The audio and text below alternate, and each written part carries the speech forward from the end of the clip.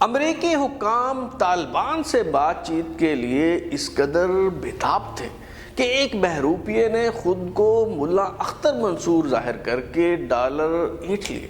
کہانی کچھ یوں شروع ہوئی کہ افغان وزیر داخلہ حنیف اتمار نے جنرل میک کرسٹل کو ایک شخص سے ملوایا جس نے خود کو ملا عمر کا نائب یعنی ملا اختر منصور ظاہر کیا۔ برطانوی خفیہ ادارے MI6 کو مذاکرات کا ٹاسک دیا گیا۔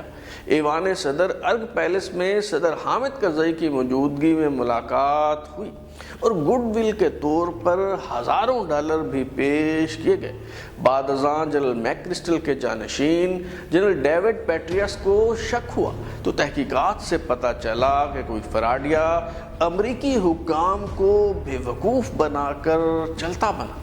بہرحال جب حقیقی طالبان سے مذاکرات ہوئے اور دوحہ میں طالبان کا سیاسی دفتر کھل گیا تو امریکی صدر باراک اوباما نے ایک امریکی فوجی بو براق دل کے بدلے 5 طالبان رہنماؤں کو گوانتانامو بے سے رہا کرنے کا اعلان کر دیا۔ اس ڈیل کے چند ماہ بعد ہی امریکی جنرل ہیرلڈ گرینی کو افغانستان میں مار دیا گیا۔ جس سال امریکی جرنیل کا تابوت امریکہ پہنچا اسی برس افغانستان میں صدارتی انتخابات ہوئے تو کابل خانہ جنگی کے دہانے پر پہنچ گیا۔ اوباما انتظامیہ نے اس معاملے کو کیسے سلجھایا اور اشرف غنی کیسے صدر بننے میں کامیاب ہوئے، آج ہم یہی کھوج لگانے کی کوشش کریں گے۔ ترازو کی سیریز افغانستان کی تاریخ کی 24ویں قسط کے ساتھ میں ہوں بلال غوری اور آپ دیکھ رہے ہیں ترازو۔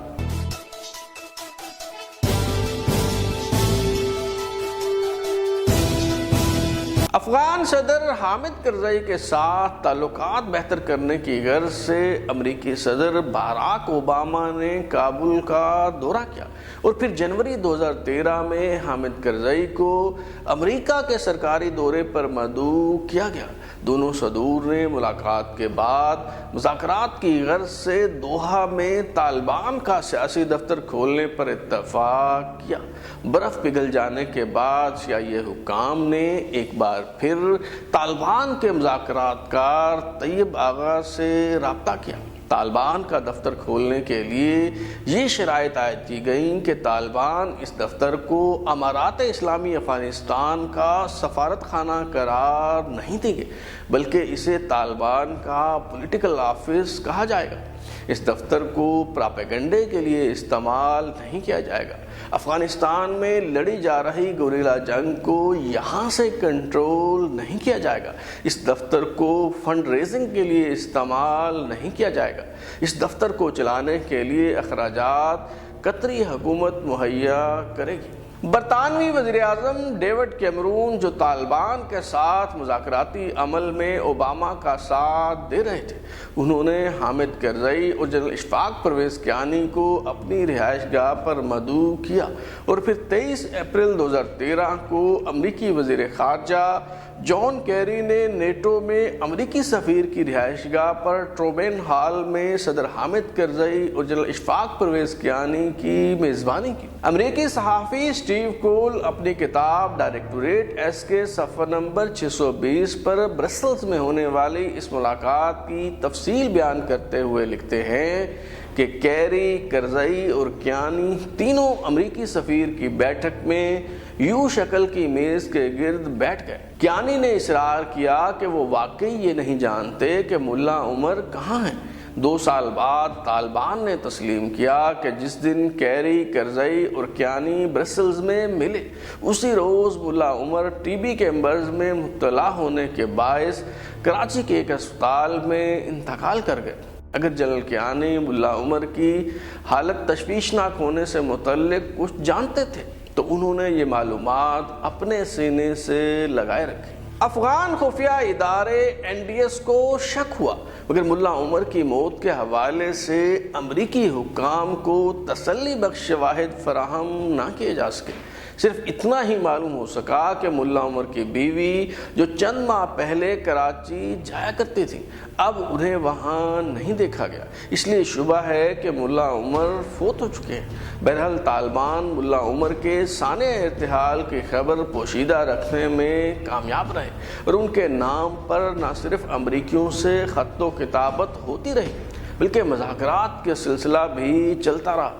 سی آئی اے کا ابتدائی منصوبہ تو یہ تھا کہ طالبان کے سیاسی دفتر سے متعلق طے کی گئی شرائط پر امریکی صدر اوباما اور امیر قطر ایک MOU کی صورت میں دستخط کریں گے، مگر قانونی مشاغفیوں سے بچنے کے لیے طے پایا کہ قطری حکومت امریکی محکمہ خارجہ کو خط لکھے گی اور امریکی صدر اوباما افغان صدر حامد کرزئی کو خط لکھ کر یقین دہانی کروائیں گے کہ ان شرائط کی خلاف ورزی نہیں ہوگی۔ آخرکار یہ فیصلہ ہوا کہ 18 جون 2013 کو افتتاحی تقریب منعقد کر کے طالبان کا سیاسی دفتر کھول دیا جائے۔ الجزیرہ ٹی وی طالبان کا سیاسی دفتر کھولے جانے کی تقریب کی براہ راست کوریج کر رہا تھا۔ سی آئی اے ہیڈ کوارٹر میں موجود امریکی حکام جو الجزیرہ کے نشریات کو دیکھ رہے تھے انہوں نے سر تھام لیا، کیونکہ پہلے دن سے ہی طے شدہ شرائط کی خلاف ورزی شروع ہو گئی۔ اسپیکر پوڈیم کے پیچھے جلی حروف میں لکھ دیا گیا امارات اسلامی افغانستان۔ اس کے ساتھ ہی نہ صرف طالبان کا مونوگرام آویزاں تھا بلکہ طالبان نے اس سیاسی دفتر میں اپنا پرچم بھی لہرا دیا۔ امریکی حکام بعد ازاں یہ سب چیزیں ہٹوانے میں کامیاب تو ہو گئے مگر افغان صدر حامد کرزئی ایک بار پھر برس پڑے۔ انہوں نے نہ صرف اس مذاکراتی عمل سے لا تعلقی کا اعلان کر دیا بلکہ امریکی صدر اوباما کا لکھا گیا خط لہراتے ہوئے کہہ دیا کہ آئندہ وہ امریکہ کی کسی قسم کی ضمانت پر بھروسہ نہیں کریں گے۔ طالبان کے اس طرز عمل سے مذاکراتی عمل کو وقتی طور پر تو دھچکا لگا مگر فریقین کو اندازہ تھا کہ ان کے پاس بات چیت کے علاوہ کوئی اور آپشن نہیں، اس لیے دونوں طرف سے لچکدار رویوں کا اظہار کرتے ہوئے مذاکرات کا سلسلہ بحال کر لیا گیا۔ امریکی فوجی سرجنٹ بو براق دل جو بھگوڑا ہو گیا تھا اور 2009 میں افغانستان میں ملٹری ایئر بیس سے فرار ہوتے وقت طالبان کے ہاتھوں گرفتار ہو گیا، وہ ابھی تک طالبان کی تحویل میں تھا۔ مذاکرات کے دوران طیب آغا نے 2 بار بو براق دل کی ویڈیو پیش کی تاکہ امریکی حکام کو یقین ہو سکے کہ مغوی فوجی زندہ سلامت ہے۔ طالبان کی طرف سے اس امریکی فوجی کو رہا کرنے کے بدلے گوانتا نامو بیس سے 5 طالبان رہنماؤں کو رہائی دینے کا مطالبہ کیا جا رہا تھا۔ طویل مشاورت کے بعد اوباما انتظامیہ نے بو براق دل کی رہائی کے عوض طالبان قیدیوں کو رہا کرنے کا فیصلہ کر لیا۔ 31 مئی 2014 کو امریکی صدر اوباما نے روز گارڈن میں بو براق دل کے والدین کے ساتھ پریس کانفرنس کرتے ہوئے اس ڈیل کی تصدیق کی۔ The service members who recovered Sergeant Bergdahl and brought him safely out of harm's way. As part of this effort, the United States is transferring 5 detainees from the prison in Guantanamo Bay to Qatar. The Qatari government has given us assurances that it will put in place measures to protect our national security. جن 5 طالبان رہنماؤں کو گوانتا نامو بے سے رہا کر کے Doha میں طالبان کے پولیٹیکل آفس بھیجا گیا ان سے متعلق قطری حکومت نے ضمانت دی کہ وہ ملک سے باہر نہیں جائیں گے اور افغانستان میں جاری جنگ میں شامل ہو کر امریکی سلامتی کے لیے خطرے کا باعث نہیں بنیں گے۔ گوانتا نامو بے سے رہائی پانے والے قیدی طالبان کے صف اول کے رہنما تھے۔ محمد فضل طالبان کے دور حکومت میں آرمی چیف کا منصب سنبھالے ہوئے تھے۔ خیر اللہ خیرخواہ ہرات کے سابق گورنر تھے۔ چونکہ وہ افغان صدر حامد کرزئی کے قریب تھے اس لیے افغان صدر بھی ان کی رہائی کا مطالبہ کر چکے تھے۔ عبدالحق واسق طالبان کے دور حکومت میں انٹیلیجنس کے نائب وزیر ہوا کرتے تھے۔ ملا نور اللہ نوری ملا عمر کے قریبی ساتھیوں میں شمار ہوتے تھے جبکہ محمد نبی عمری طالبان کے کمیونیکیشن آفیسر تھے۔ طرفہ تماشا دیکھیں کہ جب اوباما نے بو براق دل کی رہائی کے بدلے 5 طالبان رہنماؤں کو چھوڑا تو ڈونلڈ ٹرمپ نے اس فیصلے پر شدید تنقید کرتے ہوئے وہ براہ دل کو بزدل اور غدار جبکہ طالبان رہنماؤں کو قاتل قرار دے دیا۔ لیکن چند برس بعد جب وہ خود امریکی صدر منتخب ہوئے تو انہی طالبان رہنماؤں سے مذاکرات کرتے رہے۔ ایک طرف طالبان اور CIA کے درمیان مذاکرات کا سلسلہ جاری تھا اور دوسری طرف مسلح جدوجہد میں تیزی آتی جا رہی تھی۔ امریکی صدر اوباما نے افغانستان سے انخلاء کے لیے پہلے 2014 کی ڈیڈ لائن تھی اور پھر اسے تبدیل کر کے 2016 کر دیا گیا۔ منصوبہ یہ تھا کہ 2016 کے اختتام تک صرف 1000 امریکی فوجی کابل میں رہیں گے اور باقی فوجی دستوں کو واپس بلا کر سیکیورٹی افغان فوج کے حوالے کر دی جائے گی۔ امریکہ افغان نیشنل آرمی کی افرادی قوت بڑھانے میں مصروف تھا اور پاکستان کو اس حوالے سے شدید تحفظات تھے۔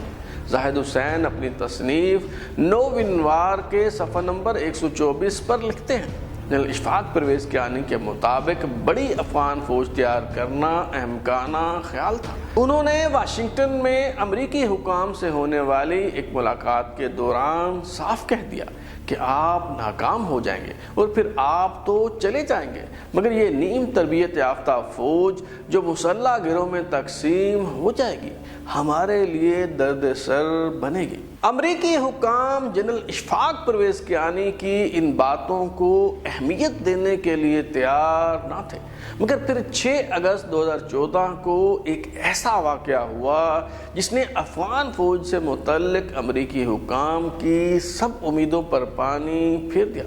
برطانوی فوج کے زیر انتظام کابل کی ملٹری ٹریننگ اکیڈمی میں ایک افغان فوجی نے اچانک فائرنگ شروع کر دی تو امریکی افواج کے میجر جنرل ہیرلڈ گرینی موقع پر ہی مارے گئے۔ ویتنام کی جنگ کے بعد پہلی بار ایک امریکی جرنیل کا تابوت امریکہ پہنچا تو کوہرام مچ گیا۔ امریکی صدر حامد کرزئی کا 13 سالہ دور اقتدار ختم ہو رہا تھا۔ 2014 میں صدارتی انتخابات ہونا تھے اور حامد کرزئی تیسری بار الیکشن نہیں لڑ سکتے تھے۔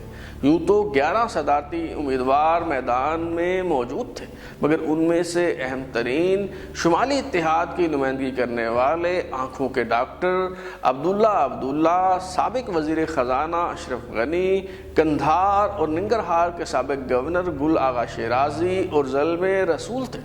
اشرف غنی کا انتخابی نشان قرآن جبکہ عبداللہ کا انتخابی نشان قلم اور کرتاس تھا۔ اہم ترین بات یہ تھی کہ حامد کرزئی اپنی حمایت کس کے پلڑے میں ڈالتے ہیں۔ حامد کرزئی نے اشرف غنی کے ساتھ کھڑے ہونے کا اعلان کر دیا۔ 5 اپریل 2014 کو صدارتی انتخابات کے لیے پولنگ ہوئی تو 6.6 ملین افغانوں نے ووٹ ڈالا۔ عبداللہ جو 2009 کے انتخابات میں صدر حامد کرزئی کے مقابلے میں رنر اپ رہے، انہوں نے 45% ووٹ لیے۔ اشرف غنی کو 31% ووٹ ملے جبکہ زلمے رسول 11% ووٹ لینے میں کامیاب ہوئے۔ چونکہ کوئی بھی امیدوار 50% ووٹ نہ لے سکا، اس لیے 14 جون 2014 کو صدارتی انتخابات کے لیے دوسرے راؤنڈ میں ووٹرز کو عبداللہ یا اشرف غنی میں سے کسی کا انتخاب کرنے کو کہا گیا۔